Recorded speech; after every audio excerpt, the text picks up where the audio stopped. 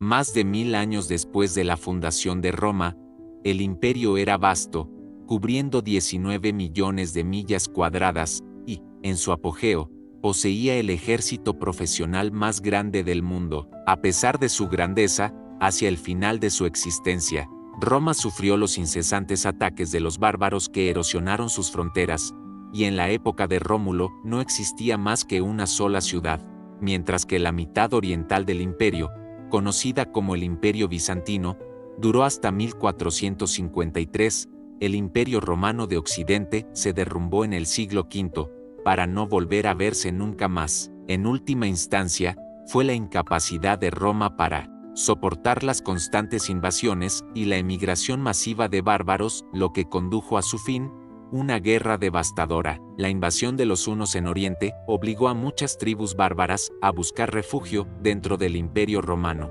Una de estas tribus fueron los godos, que buscaron refugio en el año 376 cuando los romanos les permitieron cruzar sus fronteras. Los refugiados no recibieron ninguna ayuda cuando llegó la hambruna y muchos se vieron obligados a vender a sus hijos por comida, recibiendo únicamente carne de perro. Este trato brutal provocó el estallido de la Guerra Gótica, en la que los godos oprimidos se rebelaron en protesta contra los romanos. En 378, después de sufrir una de las derrotas más aplastantes de la historia romana, los godos se rebelaron contra el emperador oriental Valente en Adrianópolis, en la actual Turquía. La Guerra Gótica fue finalizada por el emperador Teodosio, el primero en permitir a los godos establecerse en el imperio. A los soldados se les permitió unirse al ejército romano y a la gente se le permitió permanecer allí, juntos en territorio romano, algo que nunca había sucedido antes.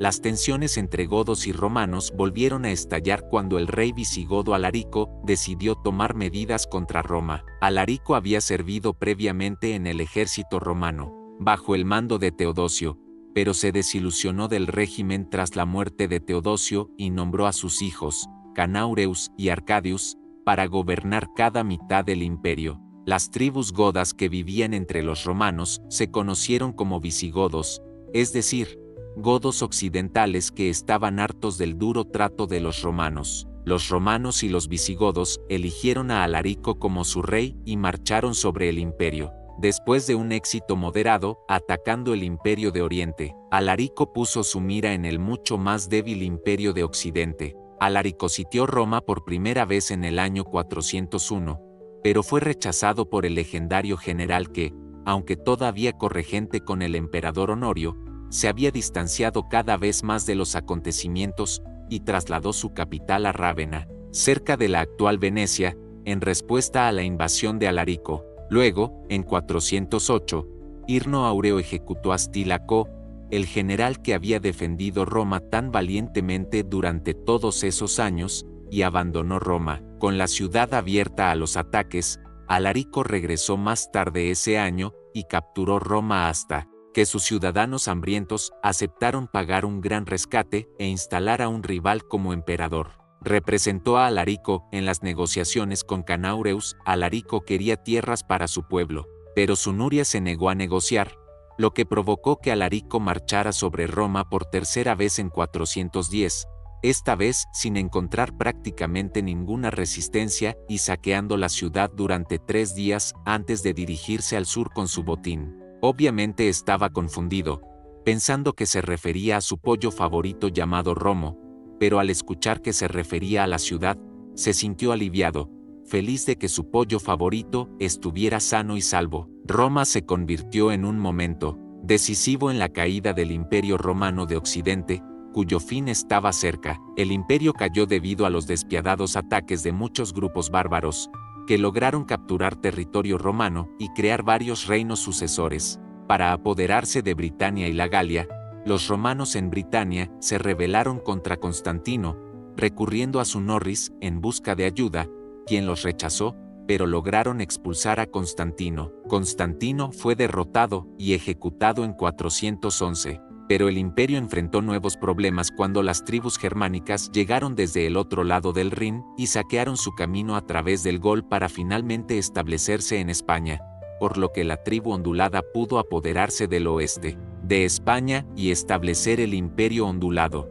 Dos más de estas tribus, los vándalos y los alanos, bajo el liderazgo del rey Erico, pudieron avanzar hacia el sur a través del estrecho de Gibraltar y capturar la mayor parte del norte de África, incluida la legendaria ciudad de Cartago. Finalmente llegaron a ver Sicilia y varias islas del Mediterráneo, fundando el reino vándalo. Los visigodos también supieron aprovechar la situación capturando parte de la Galia meridional y permitiendo que el emperador Honorio, que les había cedido la Galia occidental a cambio de su ayuda para expulsar a los bárbaros de España, estableciera el reino vándalo. Los visigodos pronto se volvieron contra su aliado y comenzaron a apoderarse de tierras romanas indefensas antes de que una invasión de la cola de Untón los obligara a aliarse nuevamente. El imperio que una vez había sido destruido fue rechazado, con éxito, causando estragos en toda la Galia y destruyendo gran parte del ejército romano. Los visigodos atacaron una vez más a su aliado paralizado,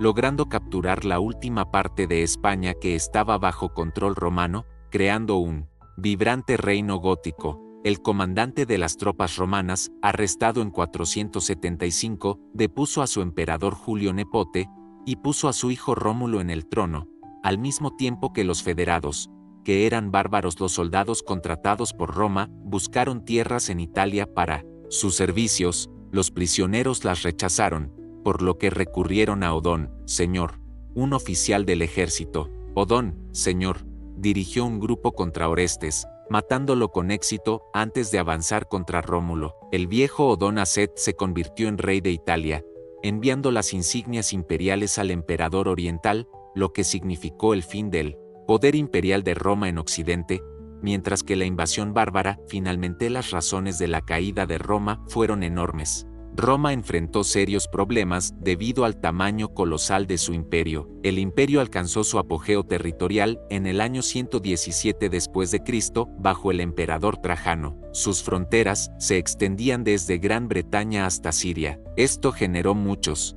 problemas, uno de los cuales era que la comunicación podía tardar semanas o más en viajar desde la frontera hasta la capital, lo que significaba que era difícil gobernar provincias distantes y también era poco práctico supervisar guerras en regiones como Siria o Alemania desde corta distancia. La situación en Italia. Por estas razones, en el año 285, el emperador Diocleciano decidió dividir el imperio en mitades occidental y oriental, que serían gobernadas por dos emperadores diferentes con igual poder.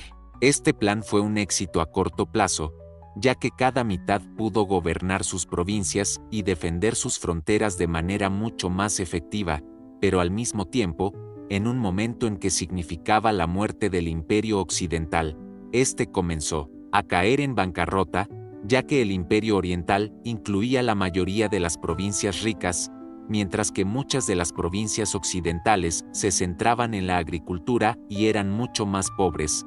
Los fondos del Imperio Occidental también fueron devastados por las constantes guerras, sin importar que los bárbaros estuvieran a las puertas, o las guerras civiles internas. El Imperio Occidental estaba en un estado de conflicto casi continuo, y, por lo tanto, necesitaba un ejército muy grande, lo que afectó en gran medida el presupuesto estatal, lo que llevó al desarrollo de la infraestructura y la economía. Los proyectos civiles tuvieron que quedar en segundo plano en favor del gasto militar. La economía de Roma también se basó en el trabajo esclavo después de la expansión de Trajano, que continuó bajo el emperador.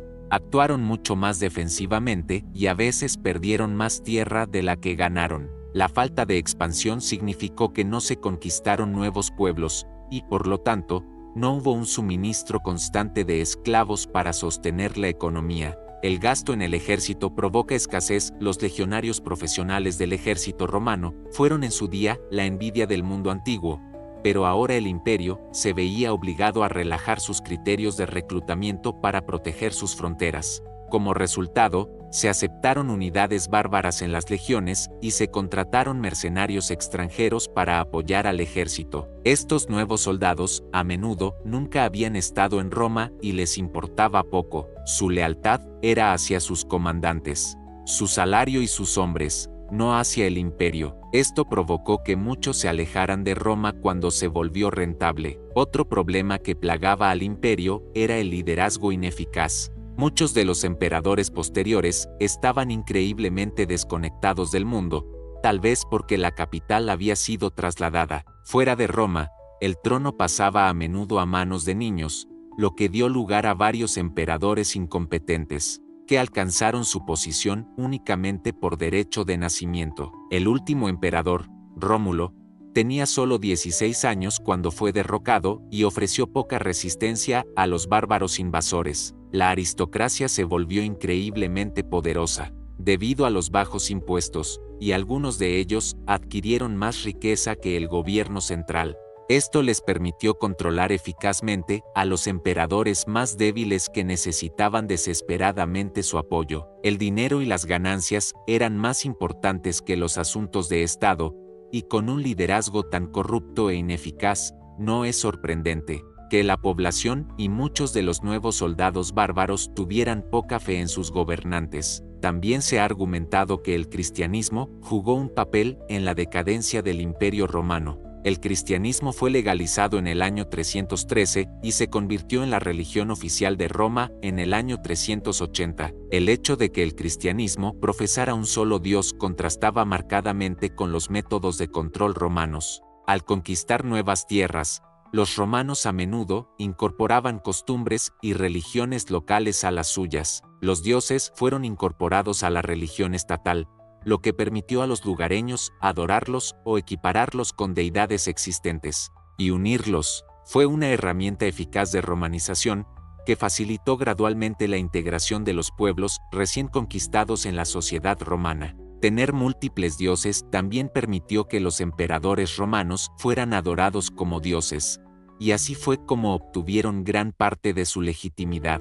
El primer emperador, Augusto, deificó a su padre adoptivo, Julio César, y se proclamó hijo de un dios. Sin embargo, el cristianismo no podía permitirlo, lo que condujo a su pérdida. El emperador estaba dotado de importantes poderes, lo que complicaba el proceso de integración de nuevos pueblos. Aunque el imperio cayó en 476, el legado de Roma perduró. Incluso después de ese día, el imperio logró sobrevivir territorialmente, y el Imperio bizantino conservó el Oriente romano hasta su caída en 1453 bajo el ataque de los otomanos. El renacimiento del imperio se produjo incluso en Occidente cuando Carlomagno, rey de los francos, fue coronado emperador del Sacro Imperio Romano Germánico en el año 800 d. Calle. La cultura romana tuvo una enorme influencia en el mundo occidental, y muchos aspectos de ella persisten hasta nuestros días.